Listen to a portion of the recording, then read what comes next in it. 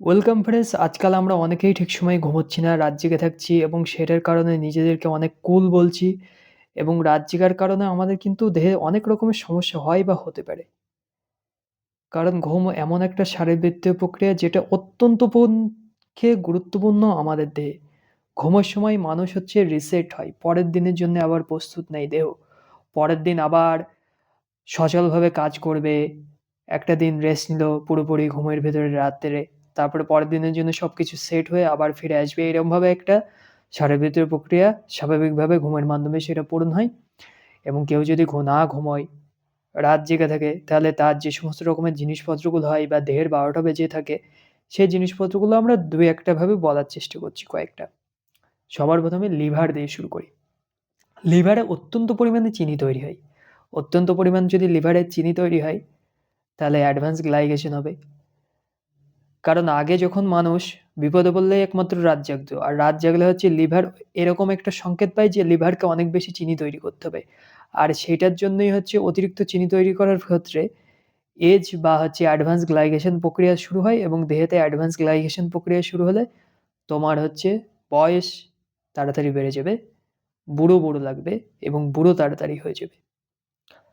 রাত জেগে থাকি আমরা। আর সেই সময়টায় যদি আমি একটু ঘুমাতাম, তাহলে যে সমস্ত কাজবাজগুলো হতো সেগুলো হবে না। যেরকম ২-১ টা কাজ খুবই ইম্পোর্টেন্ট। হরমোন ব্যালেন্সের ক্ষেত্রে খুবই ইম্পোর্টেন্ট প্রক্রিয়া রাত জেগা। বিভিন্ন রকমের হরমোন, যেরকম পুরুষ মানুষের টেস্টোস্টেরন হরমোন। সেটা রাত্রেবেলা রাত ১০টা থেকে ২টোর ভিতরে তৈরি হয়। এই টাইমটায় যদি ঘুমানো হয়। কেউ যদি এই টাইমটা না ঘুমায়, তাহলে তার টেস্টোস্টেরন হরমোন তৈরি হবে না। এবার ঠিকমতো টেস্টোস্টেরন হরমোন যদি না তৈরি হয়, তাহলে তার পুরুষালী ভাবগুলোও ঠিকমতো প্রকাশ পাবে না। তার পুরুষত্ব আস্তে, আস্তে নষ্ট হতে থাকবে বা কমতে থাকবে। তাহলে ওই একটা খারাপ স্বভাব রাত জেগা, সেটার কারণে পুরুষত্বটা নষ্ট হয়ে গেল। রাত যদি জাগা হয়, তাহলে কর্টিসল বলে একটা হরমোন সেটা বাড়তে থাকে এবং কর্টিসল হরমোন এমন একটা হরমোন যেটা অ্যাংজাইটি সৃষ্টি করে। মানে তুমি সারাক্ষণ চিন্তিত থাকবে, উদ্বিগ্ন থাকবে, তোমার মানসিক অবস্থা দিন, দিন খারাপ হবে। রাত জাগলে মেমোরি দুর্বল হয়। রাত জাগলে মেমোরি দুর্বল হয়, কারণ আমরা যখন ঘুমিয়ে থাকি, ঘুমের ভিতরে বিভিন্ন জিনিসপত্রগুলো রিটেনশন হতে থাকে মাথাতে।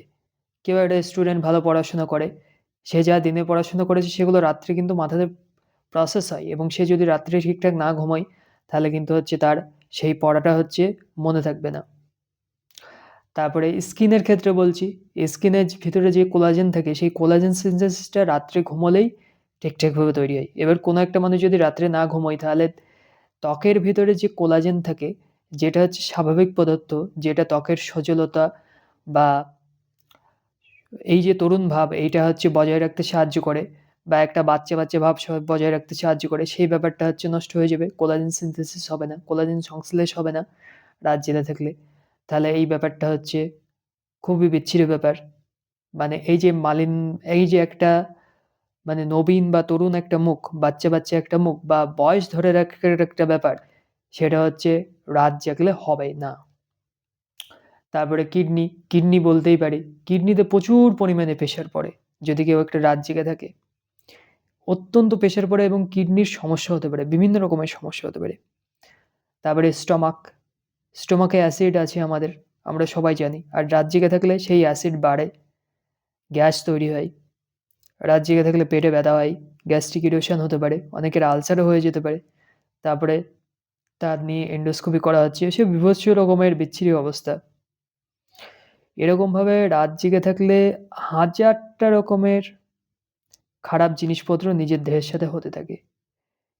কিন্তু সেগুলো আমরা বুঝি না এবং স্লিপিং সাইকেলটা আমরা কখনোই ঠিকঠাক করার চেষ্টা করি না। কিন্তু আমাদের উচিত প্রত্যেকটা জিনিসকে ঠিকঠাক করে আবার স্লিপিং সাইকেলটা ঠিকঠাক ব্যালেন্সে আনা। যাতে করে আমাদের বাকি শারীরবৃত্তীয় প্রক্রিয়াগুলোও ঠিকঠাকভাবে চলতে থাকে এবং আমরা সুস্থ স্বাভাবিক মানুষ হিসেবে বেঁচে থাকতে পারি। তো আমার মোটামুটি এইগুলোই বলার ছিল। Thank you very much and wish you all the very best. আমরা যেন সবাই ঠিকঠাক সময়ে রাত্রে ঘুমোতে পারি।